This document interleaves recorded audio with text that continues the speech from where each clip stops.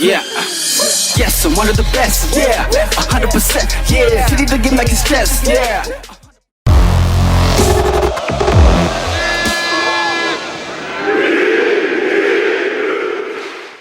Alright, what's up everybody, and welcome to We Are The Fans TV. I'm your host as usual, Mr. Valdo, and I'm here with my counterpart as usual, JJ in the cut.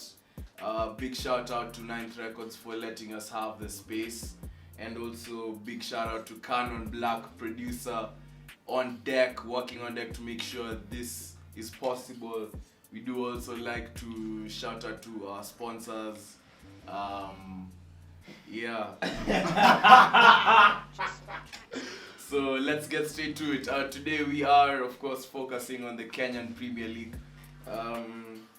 We are going to start with the table standings in the league. Of course, we had seen the league being suspended due to, of course, the COVID-19 virus, and the league is actually in motion as we speak. So just looking at the standings, we are going to start with, of course, from the top heading towards the bottom. We have KCB topping the table currently with 57 points.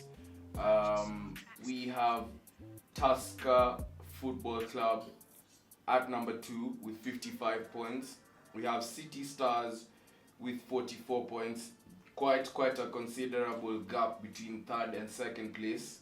And also AFC Leopards just closing in the top 4 spot with also 44 points with 2 games in hand as well.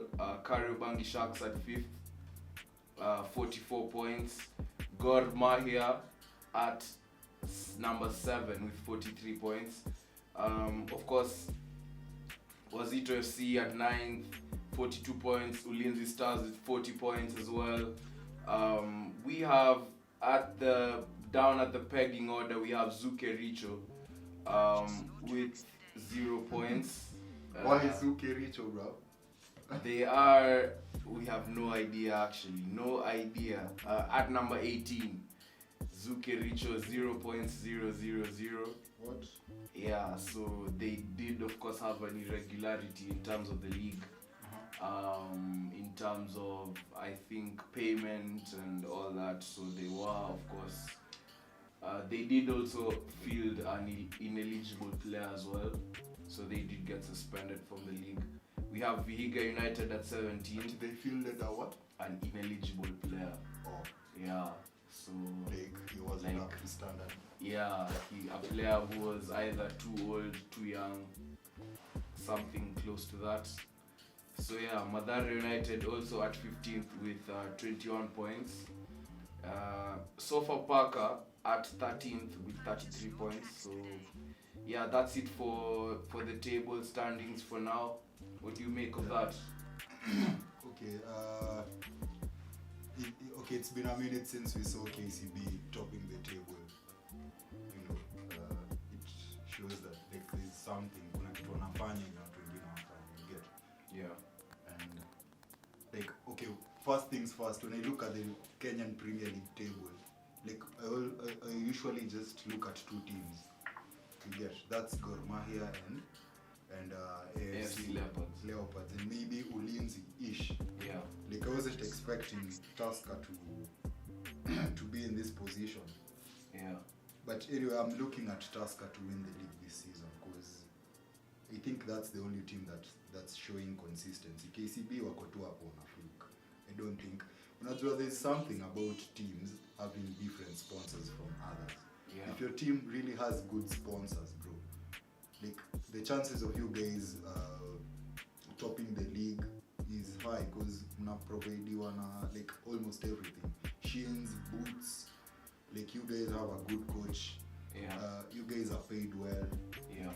You know it, bro. Like you can't hire someone to do work for you, but then there are no conducive working. He's not in a conducive working environment.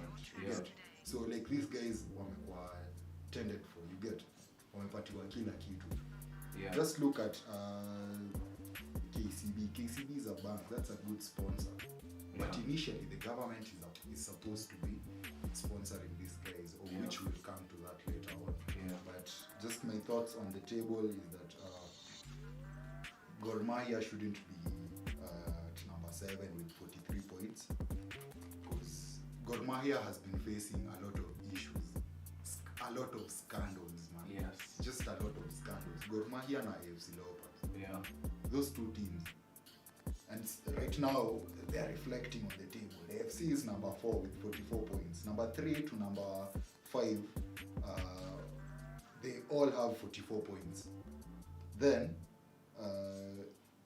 comes Kakamega Homeboys. Yeah. Kakamega what? Kakamega Homeboys. Yeah, with 43 points. Then we have Gor Mahia also with 43 points. So first things first, the chances of Gor Mahia finishing top 4 in the table is so slim already, according to me, because hawezi make it. Teams like City Stars, FC Leopards, Kariobangi Sharks, hizo ndo mateams zimekam kutuonyesha like they have something to give us, you get. Then looking at the bottom of the table, Zukericho, hiyo ushatuambia manze vile kulienda. Yeah. Quite unfortunate. But we have Vihiga United, Western Stima, and Mathare United. I wasn't expecting Mathare United to go number 15, honestly speaking. They usually have a good squad. Now, okay, generally what I can say is that Kenya, the FKF, or rather the Kenyan Premier League, performances of these teams are based on like how good they are sponsored. In Kenya, we usually have a lot of issues to do with funding of players. Like there was a time I had the Harambee squad, the Harambee Stars squad, walikuwa wanalipwa so mbili kwenda training. It's something that was there. We are not ashamed to say it. You get, the board is the problem, but anyway, we are getting there. Yeah. Okay, so so moving on from that, we have also a couple of news concerning the Kenya Premier League, and of course Gor Mahia, coming in at 7th in the table, have a new coach, that is ex-Stoke City goalkeeper Mark Harrison, who actually just pulled up a couple days ago, succeeding Nice. Portuguese Vas Pinto, who resigned in July. So Just recently, yeah. yeah, so that's a good thing for Gor Mahia. He did come off against a 1-0 win against Kakamega Homeboys at Thika Stadium through a Sydney Ochieng 25th minute free kick. So yeah, Kogalo have, I guess, bounced back to winning ways. Looking at that, then of course we have seen Gor actually missing the previous game against arch rivals AFC Leopards. Actually, AFC just tweeted asking if they should sign Messi. So Sign Messi and they can barely handle their salary, whatever. yeah, budget. so yeah, it's quite a very interesting If anomaly. Messi comes to FC Leopards, they'll have to sell the whole squad. Messi tabidia kwe keeper na kwe striker the same time. Yeah. So of course we have also seen AFC Leopards coach Awesom's explaining his recent run of form. We have seen them actually losing through their last 4 games. They did lose to Tusker, Western Stima, and Nairobi City Stars. Then also recently they did come off to a 2-2 draw against Nzoia Sugar. So the coach did say it's due to a lack of efficiency and individual errors. So yeah, there's that. I guess that's just AFC for you. Yeah, you know, that's currently. AFC, that's AFC, man. Yeah. Or at least we kuku za kutosha. Yeah. So also moving on swiftly on the same thing actually. We have seen of course FKF under chairman Nick Mwendwa fining Gor Mahia and AFC Yeah, Leopards. yeah. 6 million and 4 million respectively, coming to a total of 10 million. Ambrose Racher and Dan Shikanda were summoned on July 4th over the suspension. So they were handed a provisional 2-week ban after failing to show up for the derby. The derby was last week, yeah? Yeah, which they were also given a week, 7 days to respond to the complaint by witnesses or an affidavit via email or hard copy. So that's that. What do you make of this? Yeah, manze, it's been a tussle, it's been a hustle and a tussle, man. Yeah. Guys have been up and down, man. Especially, okay, the thing is, this is a big deal because it entails like the most influential clubs in Kenya. That's Gor Mahia and AFC Leopards. So, like, to me, the problem is the FKF boss. You know, this guy, there's nothing he's achieved apart from enabling Kenya to go to qualify for the African Cup of Nations. That is the male, the men's squad and the women's squad.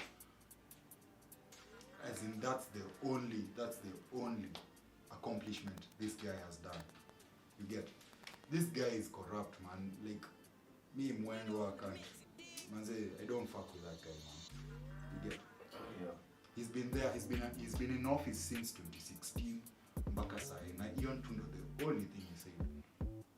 Apart from threaten watu stories za sijui, like they won't get the 3 points. Though I checked it out and like the Gor Mahia fraternity, Yeah. like they all were like they weren't up for it. They were like, hizo 3 points pia tu zinaweza enda, manze. Yeah. Si lazima. These Yeah. guys haven't paid us. You Yeah. get? These Yeah. guys weren't paid, Valdo. Yeah. Me, I don't know kama unaona kama hiyo kitu ni fair. It's unfair for the Yeah, players these guys need and the them. staff. Yeah, they need the Yeah. money, man. Yeah, they're working for it. Yeah, they are working for it. So, like, to me, if I look at the easy issues zote zenye like the federation ya football ina go through side in Kenya. Yeah. Like, it's just it's corruption. Guys are corrupt. Like, so what these guys should do, they should just disband like the whole federation. Yeah. Watafute wase wengine wenye wanaweza piga kazi, because that hiyo ndo shida pia inaendelea kwa rugby union. Like, corruption trickle down to the last employee. You Yeah. get? Yeah. The players who can really put on a good show, they don't go to represent us. And I'm not like, we are the fans. Yeah. We're not like, now I'm speaking generally. Yeah. As a sport pundit. Yeah. You get? Yeah. I'm talking about Kenya in general. Recently, I've been watching the Olympics. Even if you look at the Olympics, the guys who are representing us, these are guys who they're not up to speed with what is required for you to be a professional athlete. Yeah. You get? Yeah. Hawa watu wote wanaenda kukimbia au ni wale watu wenye wameambiwa cheki boss, unaweza enda Olympics ulipwe 5 million unigie nusu. Sawa, mimi agent wako I go with 2.5, ubaki na hiyo 2.5, of which ukifika Kenya there are other lower agents who come, they take 1 million bob. Yeah. Wanagawana 5 so then you bag your 1.5 and you go with it home. And from the 1.5 Yeah. you're still taxed. You're still taxed. Yeah. Exactly.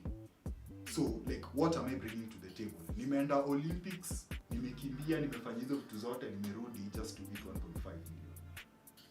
And yet, the agents know what they're doing. Wameacha the most enabled athletes Kenya just because hao ni wajanja. Na hao athletes wamewaacha ndo wale wanaweza tuletea the gold and whatever. Yeah. Same applies to rugby. Yeah. Injera is still in the squad up to now. What is Yeah. he doing? Yeah. Bro, since 2002, bro, since I started playing rugby myself, since I was in Form 1, man, Yeah. Injera was still in the squad, man. Kwa tunaipa chuo, tunaenda Safaricom 7 squad Injera. bro, mpaka saa hii manze. As in, it just shows you something, man. Yeah. I have links with the Kenyan squad. Someone you know, Buff, you know the guy. Yeah. Yeah, he told me what people like in Jera, they just go because there's a whooping 1 million unapatiwa just to go. Umefika Tokyo, Japan. Yeah. Brother, hapo kuna mita manze kwa account yako already na kungoja. So these are the kind of problems that we have, man. Yeah. Looking at the FKF board, these are the kind of problems that we have, Valdo. Yeah. Like hatuwezi kwanga tunaacha hii hooliganism inaendelea. Yeah. Looking at the fans, hata fans tu kufikia players, that's an issue, man. Like what are we doing? Then we still expect Kenya to perform in a Top top level. Yeah. Man, that can't happen. Hatutaicheza past African Cup of Nations. Yeah. Shisikia Kenya imeenda World Cup. No, never. Joakim Satudo is hata in Urusi. But anyway, guys, I'm very like, bro, I love my country. I'm a patriot, but what is going on is very disturbing. It's just something that should be changed immediately. Mm-hmm. Yeah, corruption is corruption inatuua. Yeah. Corruption is killing us as a nation. Corruption is killing the sports boards, and I'm not speaking about football peke yake. Yeah. All the sports in Kenya, Yeah. right now, they're being killed by corruption, and we should do something about it very soon, man. There's no sadder person than me right now. Kwa watu wote wamewacha Olympics, bro, I've been shedding tears. So, yeah, that can say something. Yeah. So moving on from that, we also looking at the FKF. Nigerian-based betting firm BetKing have of course walked away from from the 1 year sponsorship. Of course, this was agreed in a joint statement signed by their country director Ivan Rostich and Nick Mwendwa. So of course the FKF have insisted that their support has been of immense help to carry out many endeavors in the FKF. But yeah, sponsors walking away, not new. Sindio? That was inevitable. Yeah, not new. Like, well, if SportPesa is a very big firm and they managed to go and sponsor a English club in the Premier League, and then that shows you how big SportPesa is. If SportPesa can go and sponsor a team in Formula 1, bro, hakuna sport inatumia doka hiyo. There's no one driving a car in Formula 1 mwenye amesota, bro. Always sort na uende Formula 1. Yeah. That's just a requirement. Like lazima ukue an elite na ukue na pesa.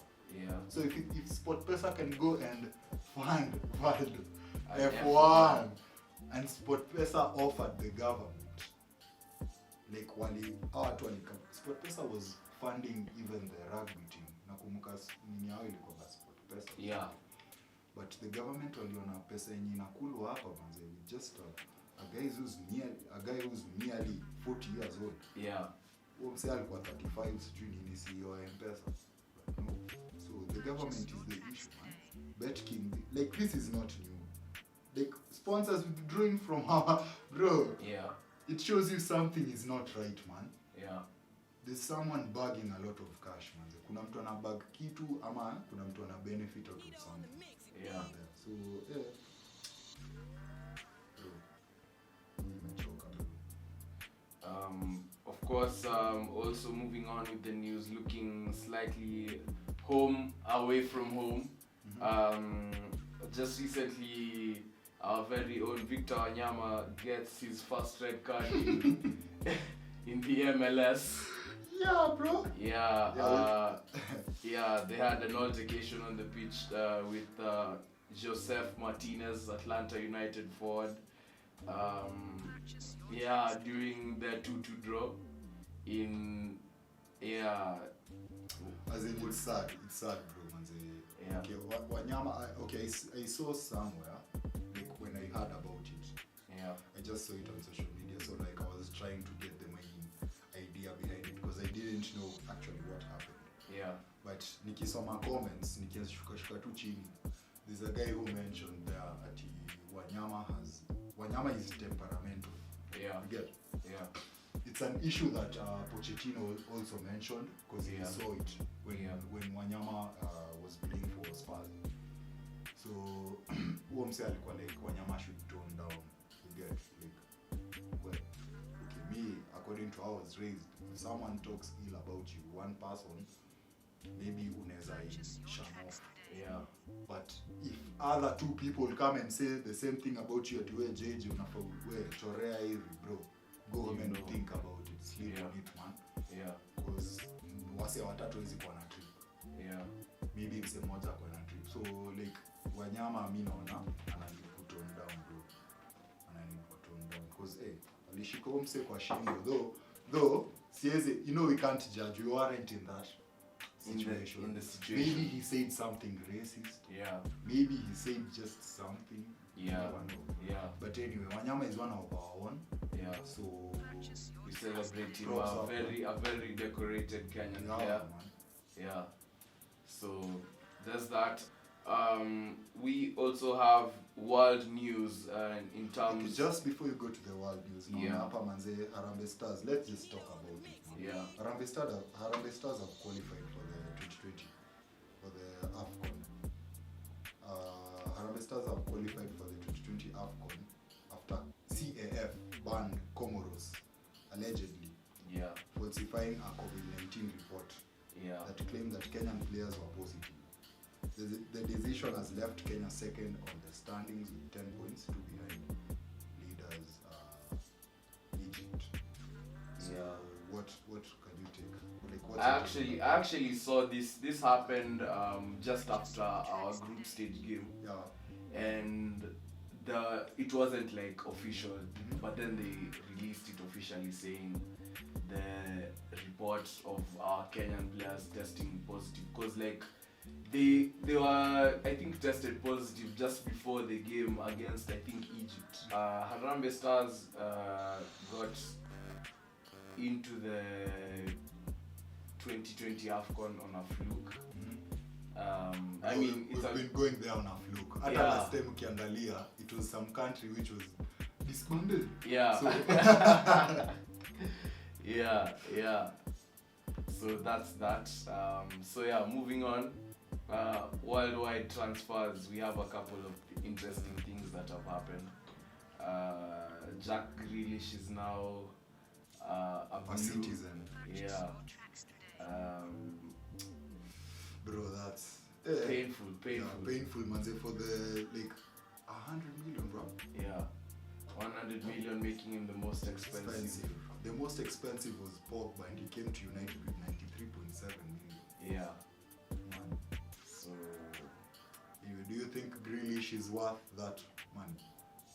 yeah, statistically he is. He is, huh? Yeah, I think he's going to be a great addition into Pep's squad. Just, drawing people to him, the fouls, creating fouls. Also a very creative player. Yeah, I think he's going to fit in perfectly into Pep's system. Yeah. And even as we are speaking right now, Lionel Messi is a free agent. Yeah. At the moment, he's been approached by two teams, Paris Saint-Germain and is it Chelsea? Oh no, City. I think it's City. I'm not sure City is willing to spend more than 150 million euros on two players in this season. Because Grealish already need 100 M. Yeah. Messi won't come for less than 80 M. I think I just saw it. Messi is worth 85 million right now. So that's almost a whooping 190 million shillings in one transfer season. So that's absurd, man. So, but anyway, the only destination I think Lionel Messi can go right now is Manchester City. Considering Pep Guardiola has already given Grealish the number 10 t-shirt. So Yeah. I don't know what's up with that, bro. So, because Grealish is a good fit, Lionel Messi is a good fit, but but I just don't see them bagging that amount of money in this transfer season. Especially Paris Saint-Germain, they are favorites to win the Champions League next season because, bro, that squad is just Something. if you've looked at the new Paris Saint-Germain squad right now, Yeah. bro, Marquinhos, Sergio Ramos, Ronaldo, Neymar, Mbappe, Hakimi, Ronaldo. Kimpembe. Bro, if those guys aren't going for the Champions League, Verratti the clown, mtu anaguzwa kiasi ashaanguka mara 7. Yeah. Bro, it's going to be an interesting season next season, bro. Considering Man U have bagged Sancho, Varane is just a weeks to be announced an official Manchester United player. Yeah. You know. Yeah. So we're waiting for next season. Chelsea lining up an offer for Lukaku. Wow. Ubushambulizi. Yeah. But bro, okay, speaking as a Manchester United fan, I don't see. Well, Lukaku anajulikana bana. Ile tani yake moja bana atapigwa sliding tackle nyingine hajaiona. But yeah, anyway, he's a prolific player. He's a hard worker. He has the strength. He doesn't necessarily have that creative prowess of kuchenga mtu 3-4 kama Neymar. But we'll say akikwekea mkono hivi na yake ingine hivi na amekio turn, bro, that's it, man. Yeah. Because one time amekula ugali. Yeah. You get. Yeah. Plus he's clinical. Yeah. Compared to many strikers. Many strikers. Yeah. He's very clinical. Akishika ball pale mbele, All the 80%, yeah, but here Lukaku atashinda. Yeah. 20% ndo unaweza rusha kando. So I think Chelsea have really landed a good signing this season. Considering wako na shida za strikers. But, Yeah. It is what it is, bro. Yeah, so that's it from us here at Ninth Records. Shout out Ninth Records again for providing us with the space. Shout out producer Canon Black working on deck to make this production possible. Also shout out all our fans who do like and comment and share. Of course, we love you very, very much. So that's it from us here. Don't forget to like, We Are The Fans. Yeah, so don't forget to like, subscribe and share. Remember, it's We Are The Fans TV on Twitter and Instagram. That's We Are The Fans with an R. We Are The Fans with an ARE on YouTube. We Are The Fans TV. And yeah, so that's it. And remember, if you didn't see it here, Which probably never happened, bro. yeah. Peace. What big up msa settings, bro? Big up msa settings, manze. Nimesahau.